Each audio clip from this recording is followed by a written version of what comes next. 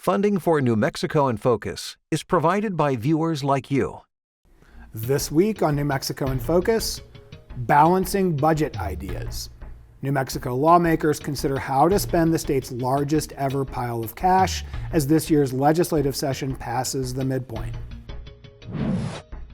These are bringing people home, investing in our state again. It's going to make New Mexico stronger. It's going to make our population stronger. And the state's top official focused on aging considers how to support our growing senior population. New Mexico in Focus starts now. Thanks for joining us this week. I'm executive producer Jeff Proctor. This week, we continue our series on aging in New Mexico. By 2030, our state is expected to rank 10th in the nation for the number of older adults. Coming up later in today's program, KUNM's Megan Kamerick speaks with Emily Kaltenbach, the Secretary Designate for the state's Aging and Long-Term Services Department. Megan asks how officials are preparing financially for this wave of silver. But first, we turn our focus to the Roundhouse. For this episode, we're zeroing in on the state budget as this year's legislative session moves into its second and final month. Proposals from Governor Michelle Lujan Grisham and the Legislative Finance Committee call for nearly the same amount of spending, with the executive requesting $10.9 billion and lawmakers asking for $10.8 billion. The big difference here is how the money would be divvied up. In this next segment, we head to Santa Fe, where politics correspondent Gwyneth Dolan speaks with Democratic Representative Nathan Small and Republican Rep. Catherine Brown about where they'd like to see some of those billions go.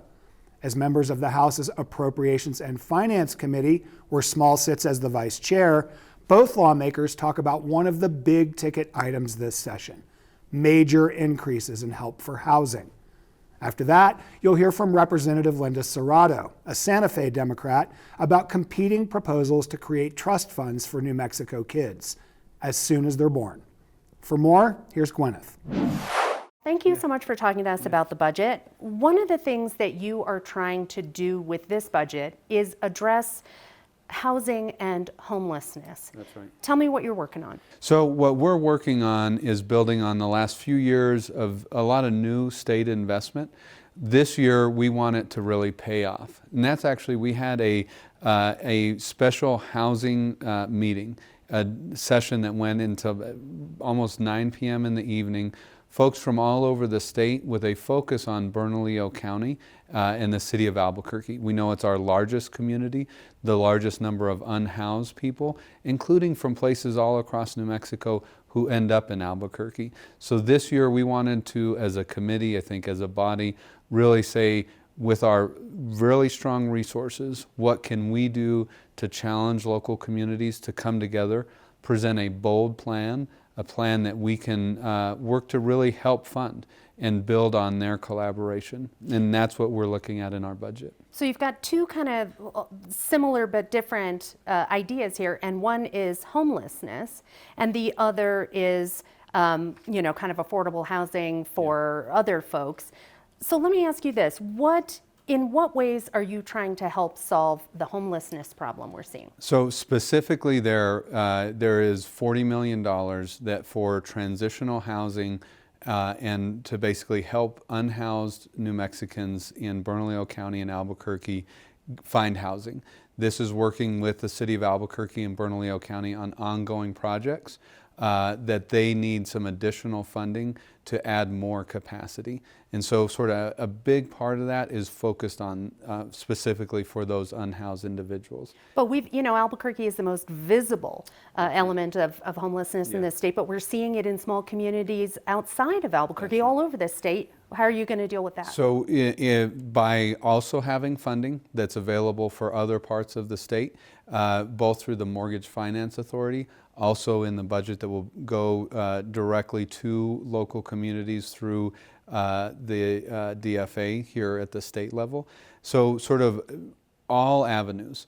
We're working closely with communities too to help them build a continuum of care so that they have the right resources, the right approaches. They take down some of the barriers that may make it harder to build new housing or to create that housing stock.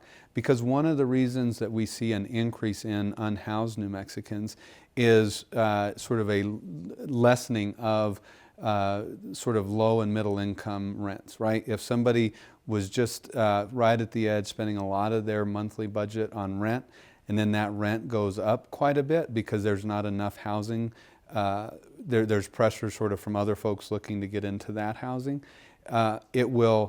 those folks could become unhoused. So you have to sort of half and half in our budget at the end of the day when it comes to the focus on Albuquerque and Bernalillo County.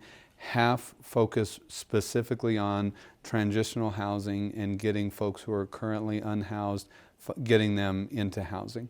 Another part of that, though, is focused on sort of the wider housing options, affordable housing options, new construction. And that's what I wanted to ask you about. You know, we've got some UNM seniors in the room with us right now. They're about to graduate and go into some entry-level jobs. And when you look at housing prices, Albuquerque's bad, Santa Fe's worse, Taos is terrible. Housing prices are really high all over the state, and there's a massive difference between what a recent college graduate can afford to buy or pay in rent and what those places are going for. What are you doing to address these recent college graduates, young people looking to buy their first house? Simply put, we need to build more housing. We need more options at different affordability levels.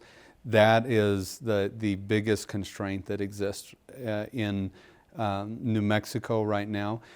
Sometimes, frankly often, local zoning laws make it really hard to build new housing, maybe to repurpose existing housing for new, for more folks or for entry-level folks. Because what we're talking about is they want single-family homes instead of townhouses or apartments. Yeah, well, it varies, but I think broadly, yes. There is sort of one specific component of housing that's been focused on, excluding others, making it harder for folks to build, harder for people to develop, harder for folks who are want to provide more housing options. Communities, including the community that I come from in Las Cruces, New Mexico, making it easier to build, working with developers, private sector and nonprofit, to create more options, in some cases using state funding to help things like infrastructure, utilities, things of that nature. So we need to get the rules right, I'd say, as folks are coming in, encouraging more options, more freedom in how you build, where you build, what kind of things that we can build. That's something we very much want to encourage as a state. And as part of that encouragement, when folks step up and do that, when local communities take that step to make it easier to live in those communities, we're going to have funding and resources as a state to help support them. The Democrats are in power here. You've got a lot of money. You're the big guy in the room. Are you running roughshod over local communities that made these rules for a reason? We're not overriding any local rules. We're hearing from local communities. In fact, when we had the hearing that we hosted 2.5, 3 weeks ago, we had folks from different parts of Bernalillo County and the city of Albuquerque all wanting the same thing: more housing options, state support to get to that, both from sort of upfront funding as well as helping create the very best rules and that kind of thing. But there's no superseding at this point of local rules. Frankly, we're hearing a lot from residents all across the state. The community I come from in Las Cruces, New Mexico, they chose just recently to make it easier to build. And I think broadly, you gave the example of sort of folks moving into the workforce, whether that's out of high school, associate's degrees or a 4-year degree. If they don't have a place to live in New Mexico, no matter how much they love it, they may have to look elsewhere. That's a loss for us all. And the need is pretty dire for more housing right now. The situation in many of our communities with homelessness is really bad right now. How quickly will we see effects if your plan succeeds? So the budget goes into effect July 1, 2025. It's going to depend a lot on local implementation, how fast folks are ready to roll. I think we're working and really see a great deal of collaborative work. In this this case between the City of Albuquerque, Bernalillo County, who have come together and presented a joint plan. And so I think the expectation is, particularly for some of the early money that's meant to help get folks off of the streets, that's continuing projects that have already begun. So I think we should start to see some of that work in a very short time frame. Representative Brown, you are on the House Budget Committee. You've been working on this. We just talked to Representative Small about some housing priorities. Kind of a big push for Albuquerque and Bernalillo County, and then a little bit for the rest of the state. You represent Carlsbad. How do you feel about those housing priorities that are in the budget now? So I do represent Carlsbad plus Southern Lee County, and we have housing issues, a shortage that's quite large actually, and so I think we need to do something to help with that. I am concerned that most of the funding is going to Albuquerque and Las Cruces and not enough to the rural areas of the state, but it is a problem that is statewide. And how are you feeling about the budget? You know, we're expecting it to hit the floor maybe this weekend, maybe early next week. How are you feeling about the process so far? What do you like in it, and what are you not liking so much? What I don't like about it, and I'll start with that, is so much of the budget building is done even before we come into session. I think the staff that does this work works really hard year round, and I really appreciate all of their efforts. But I believe that the legislators should have more say into where the money is spent. And again, the cake is almost already baked when we get here. We make some changes here and there. I have seen an improvement in this, however, this year, where we're seeing a little more input allowed and actually taken into consideration. So that's a positive. That is. You know, roads are a really big deal, especially in the southeastern part of the state. Are you looking at more money for roads? I believe we're not spending enough on roads. We've had a very minor increase. Our budget is about $1.3 billion. It's creeping up a little bit from year to year, but our needs are so great. We have at least $5 billion of unmet need in our transportation system. So I wish we could take more of the new money, the new revenue, largely due to oil and gas proceeds, and put more of that into roads. That is a priority for me and for my district. Yeah. And we're seeing, you know, on the show this week, we're talking about a new alcohol tax that's being proposed and a baby bonds project.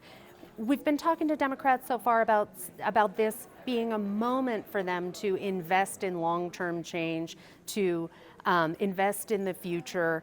But we're also talking about creating a new tax on booze and about investing a semi-significant chunk of money in these baby bonds programs. How is your philosophy similar or different? I'm not in favor of raising taxes, even if it's on alcohol. On that one, I have some concerns. The baby bonds, I am not convinced that that is a good investment at this time. I would rather take that money and put it into education, so we're making sure our students can read at grade level, do math calculations at grade level. That is where I would invest that money. That provides a future for them to make a living, support themselves and their families. So that's where I would put that money. Now we hear this pushback, like spending more money on education that doesn't make a difference. We have to do it. We have to work smarter, not harder. Do you agree with that? You know, I've been here now for 14 years, going into my start of my 8th term, and I have not seen the improvements that I wanted to see, especially in literacy. And so we need to spend what we need to spend. There are some bright lights on the horizon with some of the programs. We're looking at the science of literacy, structured programs for that. I'm seeing some good things, but it's a long time coming, and people are impatient. We want to see results now with our students. So yes, I'm supportive. I wish we could kind of revamp things so we're really doing the basics. Now, when it comes to money, education is the biggest part of it, right? But we're also looking at public safety. Are you comfortable with the amount of money and the kind of ideas that are emerging around crime and public safety? I don't think we're doing enough to combat crime. The Department of Public Safety has asked for some money to do a special program that helps them discern where the crimes are happening and then respond quickly and so forth. And they've asked for, I think it was, I want to say $6 million, and they were given maybe a third of that. And if we're serious about fighting crime, I think that's a good place. They know this is going to help. Representative Serrato, thank you so much for talking to us about baby bonds. Absolutely. Now, officially, what we're talking about is called a Children's Future Fund. A lot of what we've been talking about so far this session is, hey, we've got money now, let's put it in a thing. Now, what is the goal here? What are baby bonds and what do you want to do? Yeah, so baby bonds is a newer concept that a lot of states are taking to that essentially builds trust funds for the kids in the state. New Mexico is unique. We have a really wide income gap that exists for our families, a lot of folks that are on Medicaid, and a lot of need in our state exists. So we want to essentially equip our kids with investing for their future. I think we've done, free lunches for kids, the working families tax credit, free college. There are things that are active right now that are changing their futures, but allowing them to dream really big and do big things that are helpful and scary, like buying a house, like getting an education, investing in a small business. We want to give them the ability to do that. So what the Future Fund does is it would start with a certain amount of money and grow over time. And in 18 years, the first kids would be able to start withdrawing from it, the amount that is theirs, again, for education, buying a home, investing in a small business, investing in general, and letting them kind of build into these big expenses. And what the fund would do is allow that in perpetuity over time. This bill in particular creates the fund itself, puts it in the treasurer's office, allows a state investment officer to keep investing into it, but it also creates a task force. It'll be headed by the state investment officer and the treasurer, along with community experts that understand what New Mexico needs right now, what is equity in New Mexico today, tomorrow, and really build the guardrails around it so that we know who's benefiting from this fund are truly New Mexico's kids. Now, we had the treasurer on our show in the fall to talk about this project, but she was talking about starting with 50 million, and you're talking about 5. Yeah. How is this different from what our viewers saw in the fall? I think there's a lot of similarities here. This is an important concept that a lot of different folks are coming from different perspectives on. For us, we want to build it transparently through the legislative process. And so creating that task force to build out reports, work with our legislative finance committee, work with our legislative council services, again, to make sure we're building something that works for the legislature, fits New Mexico statutes and our laws and our constitution. And so we want to set that up first before we start doing larger investments into the fund. So what you're talking about is setting up a group of people who would figure things out, like who's eligible for this. That's right. And in other states, we've seen these kind of programs that are offered to folks who were on Medicaid when they had the baby.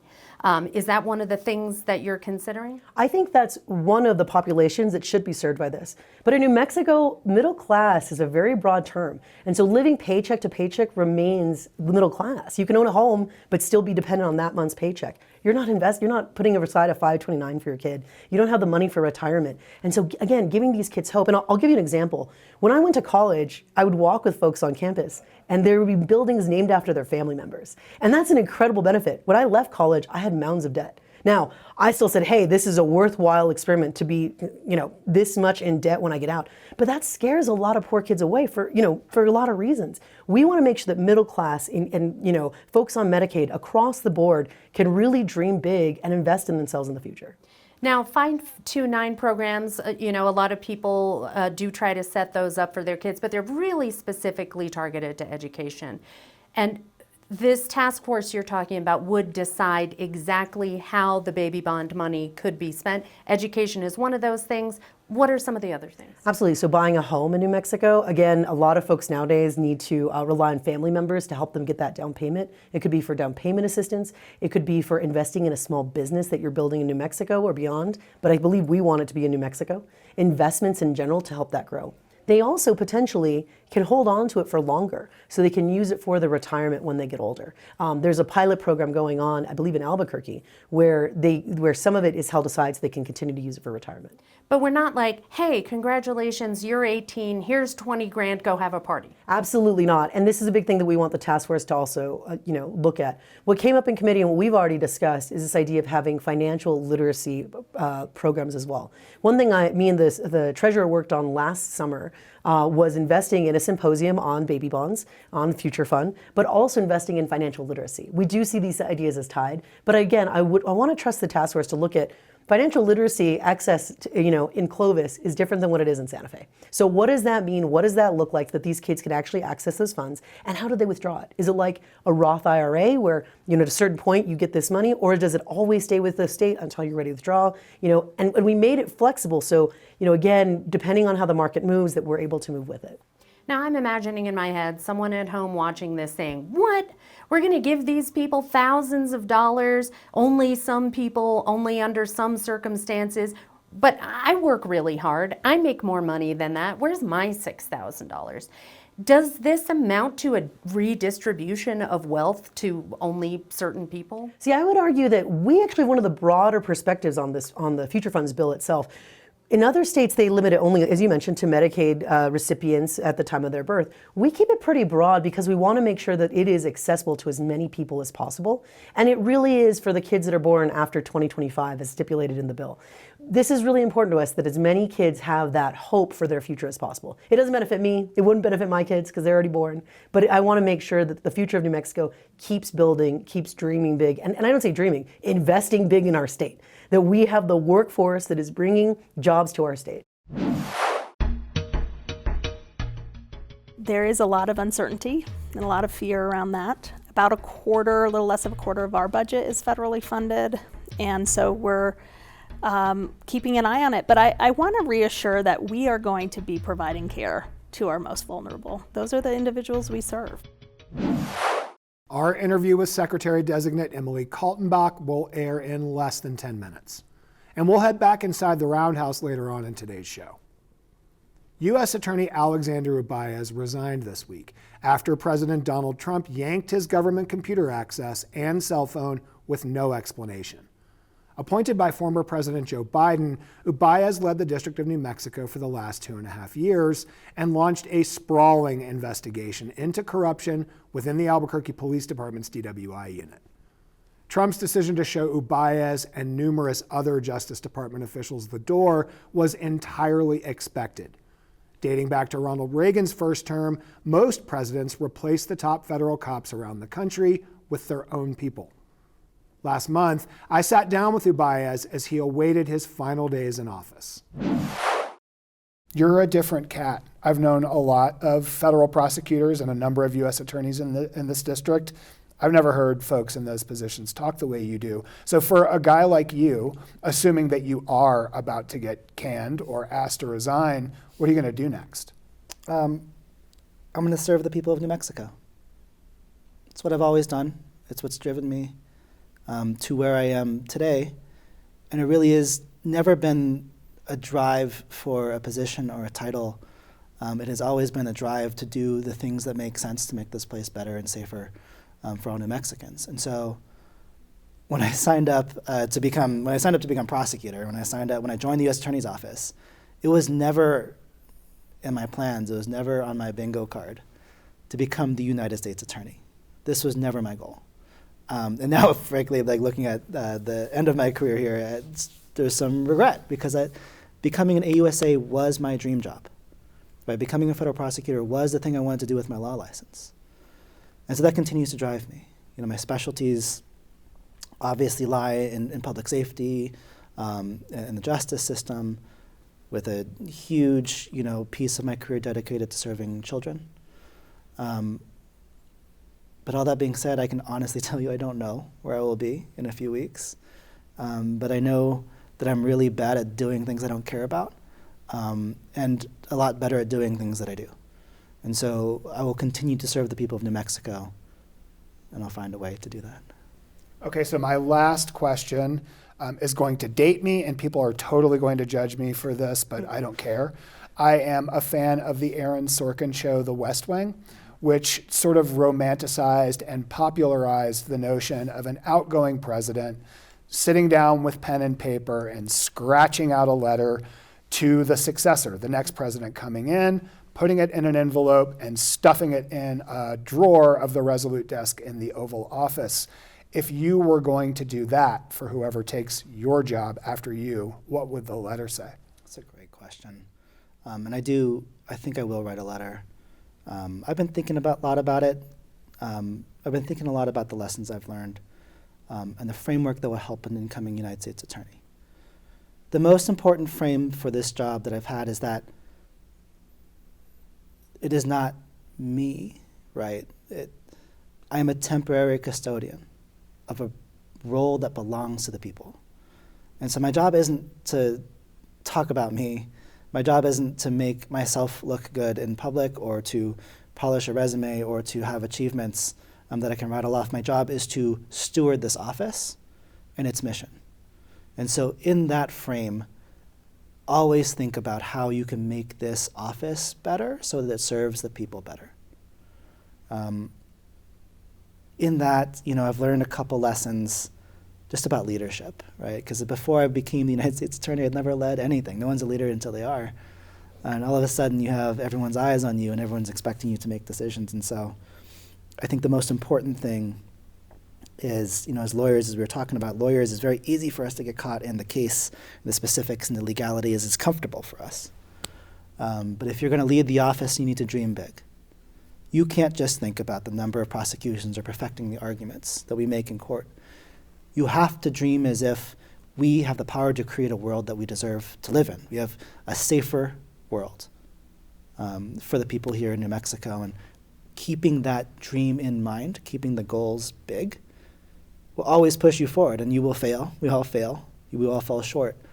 I outlined, I feel like I have a lot still incomplete here. But what matters is having that big dream and always pursuing it, never losing sight of that as your North Star, which is public safety here, making this place better for New Mexicans. And I think finally is forgiveness. I'm big on forgiveness. In the criminal justice world, it's a thing that we don't think too much about, or we don't think enough about, I should say. Because at the end of the day, as lawyers, we go into court, we make somebody plead to something, they accept their responsibility, they go to prison, and we feel like the job is done. But the rebuilding of the community happens when the person comes back to the community. The rebuilding of the community happens when we all together, prosecutors, defense attorneys, defendants, victims, witnesses, engage in forgiveness with each other, accepting that we are all people and that we all fall short. And so in that frame, I think it's important for a new U.S. attorney to forgive themselves for their failures, because they will fail. Forgive their staff when they do too. And remember always to extend that grace to everyone we deal with, including defendants, right? This isn't a competition. We don't win when we convict the most people or we achieve the biggest sentences. We win when the community is safer. If a conviction or a sentence will help that, then we do that. We have to always keep our mind on that goal, and it really, truly is tied to forgiveness, because it's so easy to find fault with people. It's so easy to find something that somebody has done wrong. I told you that code book is huge. It's not hard to find crimes or faults or failures. It's what we do as lawyers. It's our weakness, I think.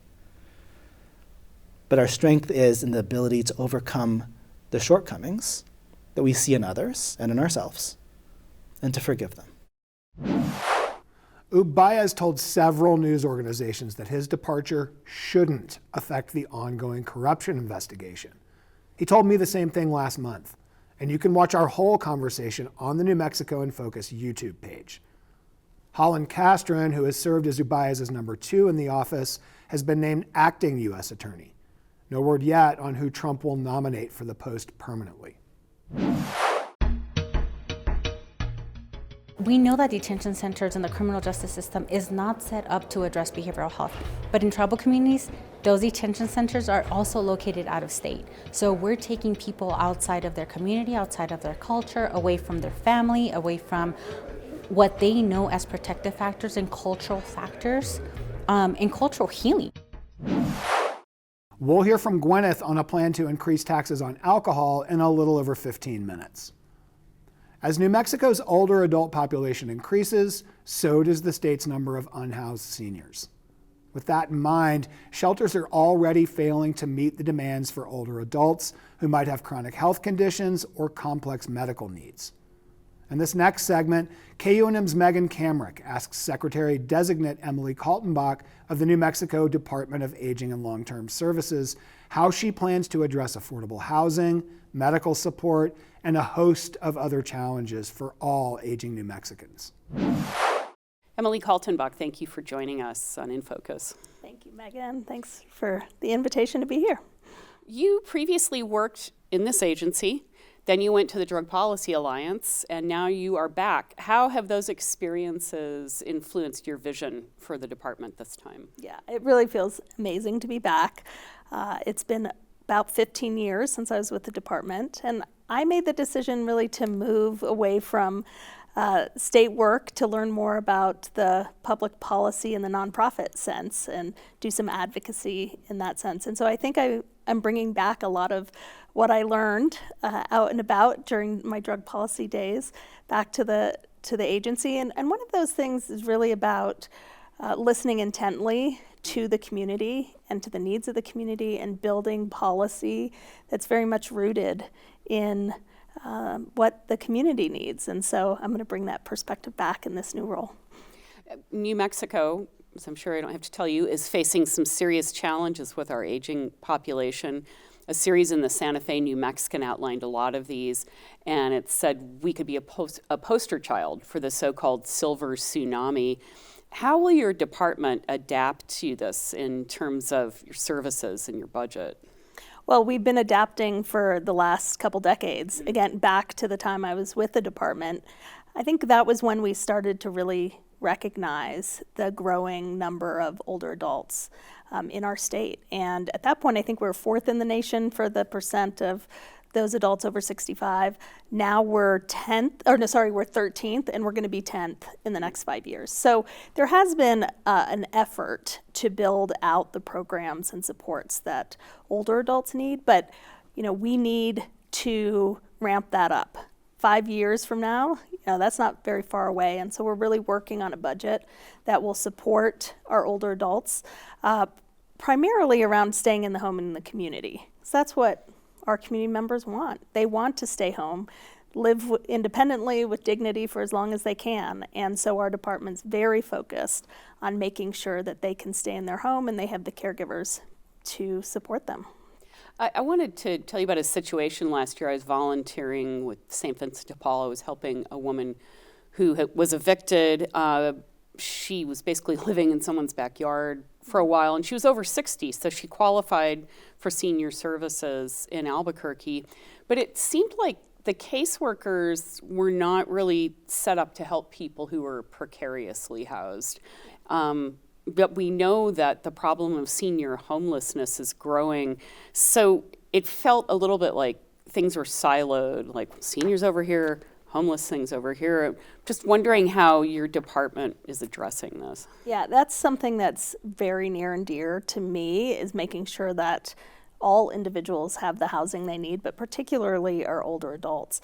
I would imagine if you go out and out on the streets today, the majority of those folks are over the age of 50 and are in need of stable, affordable housing. And so I look forward to working with my colleagues across state government as well as community members and local government to figure out what's best for our older adults.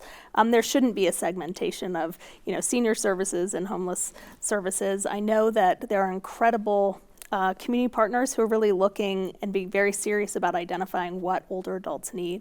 And so we're excited to partner. The governor has been very focused on housing issues and standing up, the Office of Housing and the Department of Housing, and so we're looking forward to working with those folks to specifically address the needs of older adults. There are not enough housing options for older adults that have chronic health issues as well. So we're going to see a lot of adults that need that assisted living level of care and long-term care eventually. Many of the shelters, as you know, are seeing more seniors, like the West Side Shelter here in Albuquerque. They're not necessarily set up to meet those kinds of complex health needs. How is your agency working with cities and counties to meet those needs? Yeah, our Adult Protective Services system actually is probably the one division that most often intersects with people who are precariously housed and who need those types of supports. And so, we have seen an increase in the need for emergency placements for individuals who are living either on someone's couch or in and out of shelters, in their cars. And so we're going to have to, do better by those folks and really build out some programs. I know Healthcare for the Homeless has recently sort of thought through, like, what do we need for those older adults that have more special needs and advanced level of care. And so, again, we'll be working across our state agencies and with local partners to figure that out. It's something that I don't think our department has focused on as much in the past. And so that's one of the priorities that I hope to bring to the department.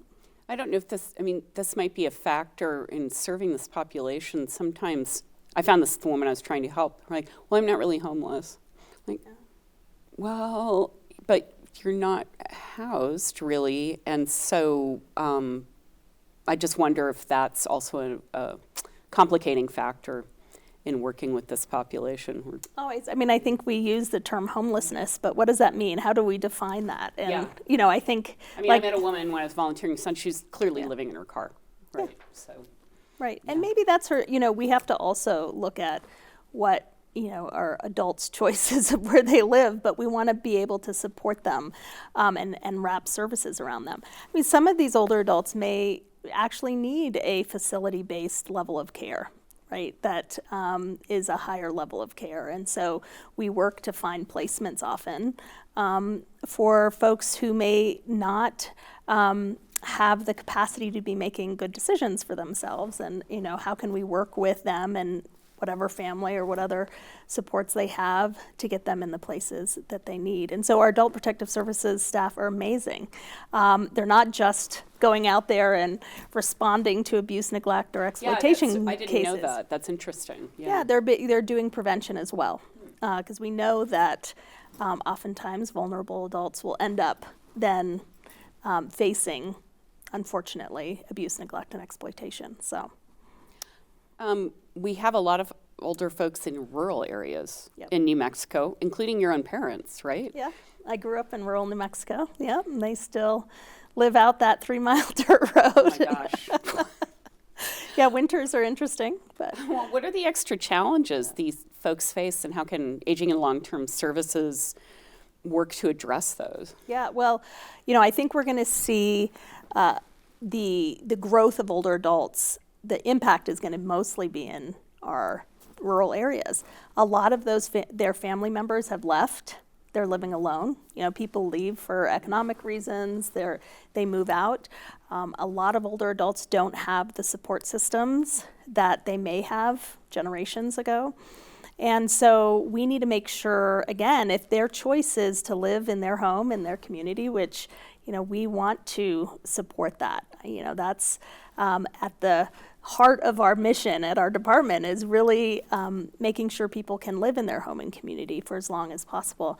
And so I think the question, one of the issues that comes up are caregivers, both formal and informal caregivers. A lot of these rural communities don't have formal caregiving services, and so that responsibility falls on neighbors and whatever families there, spouses who may be older themselves and facing their own health issues.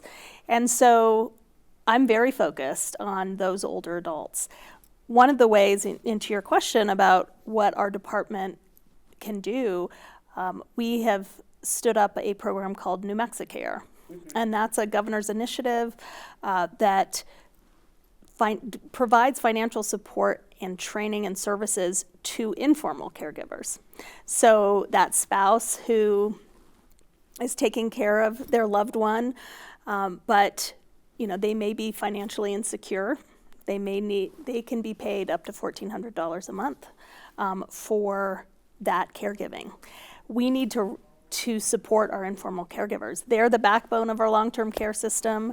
They are often the ones that have the most strain, financial strain, emotional and physical strain of being the caregiver, and so we need to step up and support them. And New Mexicare is an incredible program, and a priority for me to really make sure that it gets rolling across the state. How is it funded and how will it grow? Yeah, it's a state-funded program at this point. From the general fund? From state general fund. And it is, the eligibility are for individuals who are not on Medicaid. Because, we know a lot of people fall through that gap. So our Medicaid, again, New Mexico does an incredible job of making sure that folks on Medicaid can get home and community-based services. But what about the person who's just over that eligibility limit? And so that's where New Mexicare comes in. My brother-in-law in California takes care of my husband's sister who has early dementia, and they have something similar here. I think you can qualify and be the caregiver, and you're compensated for some of that. Yeah, it's really, really critical, and because we know that most of our care in our rural areas are being provided by neighbors and loved ones and community members. Folks may not understand that your department also helps people with disabilities. What kinds of challenges in New Mexico are we facing in terms of people becoming disabled and needing help? Yeah, so we often are called Department of Aging. And long-term care. And long-term care. But it's all about adults in New Mexico. And the number of adults who may be living with a disability who are getting older themselves. And they also need home and community-based services. So just the same types of services really about caregiving is one of the areas where there's definitely overlap. We find that oftentimes people living with disabilities may be at higher risk for abuse, neglect, or exploitation, and so supporting them. A really important bill is going through the legislature right now, and it's called supported decision making. I was going to ask you about that. What is that? So it's an alternative to guardianship for individuals who who still want to make their own decisions but need a little extra help and support. So we all really have supports in our life, right? If we're making a decision, sometimes we go to, I might call up my brothers and say, what do you think about this? Whether it's around a financial decision or a healthcare decision. And so it really was born out of the developmental disabilities community of adults who want to continue making those decisions, but again, just need a little bit of help. And where full guardianship isn't appropriate. And full guardianship is literally someone takes over all these things for you. Exactly. And we've seen some problems here in New Mexico with that. And make full decisions. Now, guardianship is still really critical and important part of the system of care for folks, but this is something that's 27 other states now. I think Texas was the first to create supported decision making in their law, and so we're hoping New Mexico will follow suit. And again, it's really an important way to support one's independence and dignity, and research has found that if folks make their own decisions, they're going to learn and become more and more independent from that. So we're excited. So that's for adults who may be living with disability, for older adults, and others. Especially if they don't have people they can't call a brother, they don't have anyone. Yeah, or they may decide that their brother, is that supporter to help them make decisions. I mean, how often does someone go into a bank and, the stigma of someone with perhaps some developmental disabilities, it's a really important law for those third parties, whether that's the hospital or the bank, to know that there is a legal system to support these supporters. We are in the midst of the the legislative session. Yes, we are. And among your budget request is $1 million to revive the long-term care division. Yes. What would that do? So I'm really excited about this because when I was with the department, again, 15 years ago, 20 years ago, we ran the home and community-based services programs for Medicaid. So at that point, it lived in Aging and Long-Term Services Department. It makes sense. They're all now in HCA, which is the best home, the healthcare authority, the new healthcare authority. But back to the example of New Mexicare that I was talking about, these are long-term care programs for non-Medicaid individuals. We have a veteran self-directed care program. We have a program that helps transition folks from nursing homes back into the community. But all those programs right now are spread across our department, and they need a home. We need to create a continuum of care in our department that can then be, we can better serve our population. And so we're asking to put those programs together so that we can focus on the long-term care needs, especially with the growing population. So that's will be a resource for people who have to contemplate long-term care, either in the home, in a facility.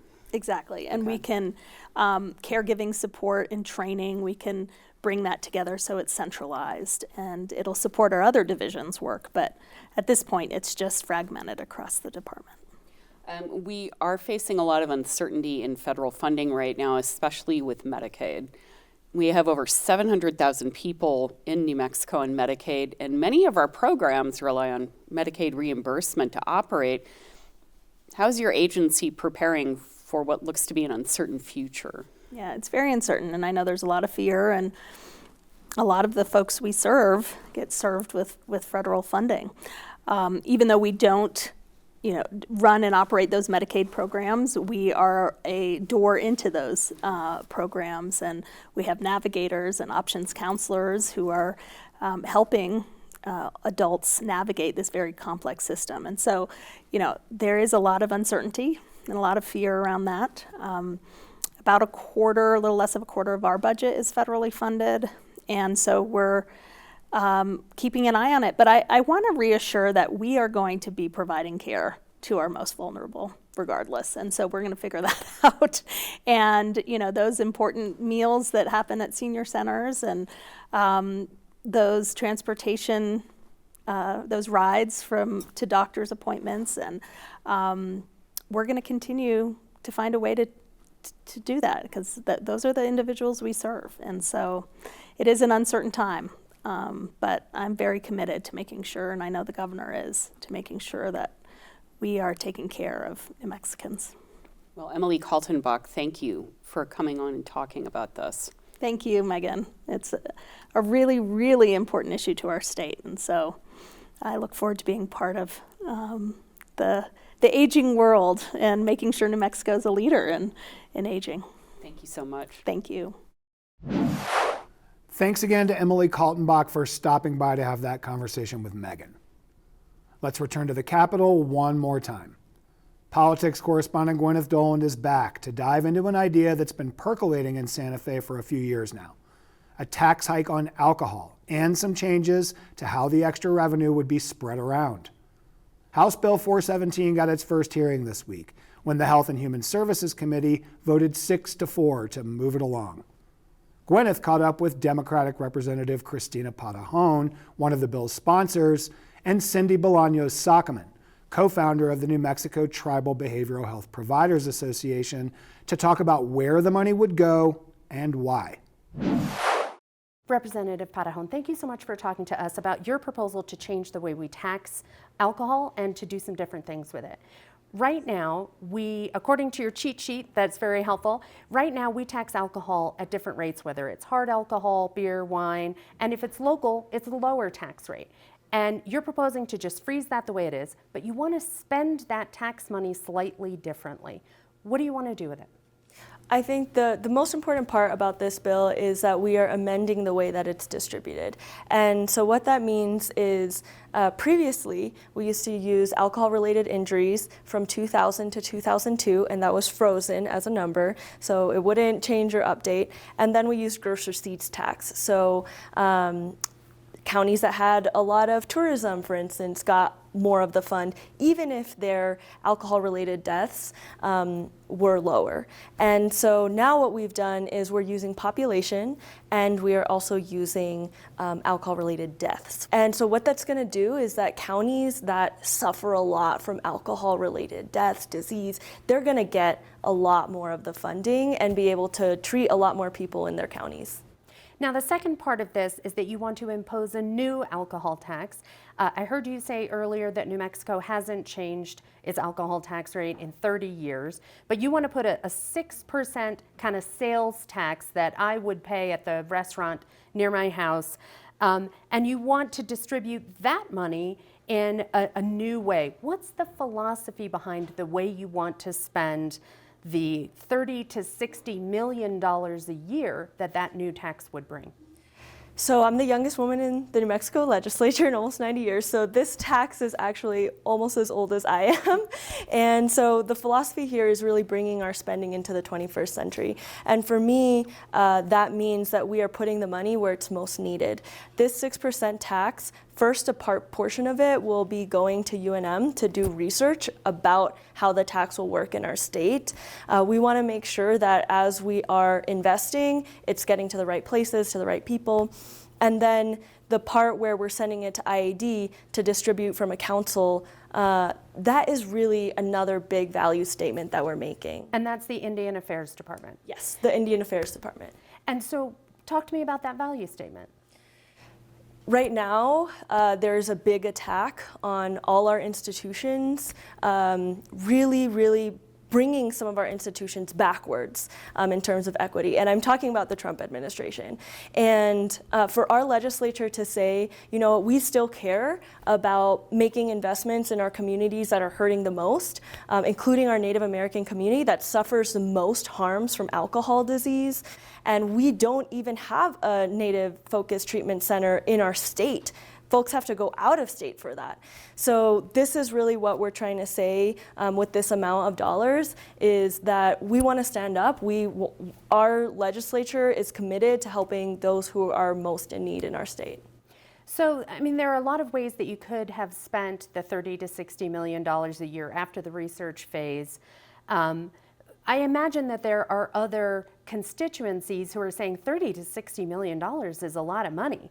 Why give it all to Indian Affairs? Did you think about spending it in different ways? That's a great question. We are spending $50 million still for the rest of the state, so there is quite a lot. There's a really great quote that I love that's, you know, if there's multiple houses that are burning, or one house that's burning, you don't go and put water on all the houses. You put water on the house that is burning. And for a lot of our Native communities, alcohol disease is a really one of the #1 killers. So we want to make sure we're putting the resources where it's needed and really get the numbers on average of our state down. Cindy Sockerman, you are the founder and director of the New Mexico Tribal Behavioral Health Providers Association. So you work with all of these folks who are on the ground in Native communities in New Mexico, looking at what alcohol and substance abuse looks like in those communities. Why is the need greater there? So for generations, tribal communities have had multiple disparities, especially when they're targeted for alcohol in general. I work with a lot of tribal communities. I'm also an evaluator. So I work with a lot of tribal communities where alcohol liquor establishments are surrounding tribal reservations that are dry, which means they wouldn't have alcohol near them had these establishments not targeted them, not only with price reductions, special sales, and these health disparities have impacted tribal communities for generations. And so having funds to address the needs of communities, the cultural needs of tribal community members. And in addition to that, we constantly hear, especially in our association, how community members are being sent out of state for treatment, for recovery. And I know that our detention centers are being used a lot of the times as behavioral health because they don't know where to put people. But we know that detention centers and the criminal justice system is not set up to address behavioral health. But in tribal communities, those detention centers are also located out of state. So we're taking people outside of their community, outside of their culture, away from their family, away from what they know as protective factors and cultural factors, and cultural healing. So if this alcohol tax bill passes, and if a few years down the road, $30 to $60 million a year is going to the Indian Affairs Department, what will it look like in the communities you work with? It's literally, it would give communities hope to not only address their local needs, because Pueblos, Navajo Nation, Apache tribes, they all look different. Their practices are different. Their approaches are different. Their land is different, right? So what they can actually implement in their community looks very different for all of the tribal communities. So this would mean being able to provide prevention services. Currently, our state does have prevention. But for over 20 years, prevention programs have received about $100,000 for an entire county for 20 years. So the amount of impact that has right now is limited because of the limited funding. But that means that tribes could then create prevention programs that work for them, treatment programs that work for them, a residential treatment program for tribal community members with cultural healing, with medicine men, with cultural, people always talk about culture being prevention. With cultural activities and reintegration into culture, there's such loss of language, such loss of cultural practices. This would allow for all of that to come back in. Now let me play devil's advocate for 1 minute. This bill would add a 6% tax on drinks that you get at a restaurant. So let me just ask you, why should I, as a restaurant patron, pay more for my glass of wine when I go out to dinner? And why should restaurants have to charge more and therefore sell less? Why not just spend money that we've got already? So a couple of things. Number one is increasing the price of alcohol is a public health strategy that is known to be effective. The CDC, the World Health Organization, and our Department of Health all support it. That in itself, increasing the price in itself is the strategy. So that's one. You're trying to make people drink less alcohol. Exactly. The you goal, want them to buy less and sell less. Exactly. The goal is to have folks drink a little bit less. So that might mean you might go out with some friends and drink 2-3 glasses of wine. The goal would be, can you drink 2, right? And any improvement in the amount of alcohol that is being consumed would increase, health outcomes would be through the roof. In addition to that, we do know that there is alcohol-related data. I just looked at the YRS data for 2025, middle school, 41.2% of middle schoolers are binge drinking. Exactly, middle schoolers. So at some point, the price of alcohol does need to increase because we know that it's an effective strategy. The other thing is we have gone out to community members, and I've gone out to talk to adolescents and 20-year-olds, and they say that they're consuming and binge drinking at massive rates. So what we consider heavy drinking, they're doing in 3 or 4 days in that week, right after work, and then still driving. So we know that there needs to be a decrease. The other thing is almost everyone that I've asked either does not know how much they pay in alcohol taxes right now, or 2, they are willing to pay an extra amount. They were even willing to pay an extra 25 cents at one point when we originally introduced the bill, because they know that we have the need in our state. Thanks to Gwyneth for all her work at the Roundhouse, and to everyone else who contributed to the show. Thank you for watching. We'll see you next week.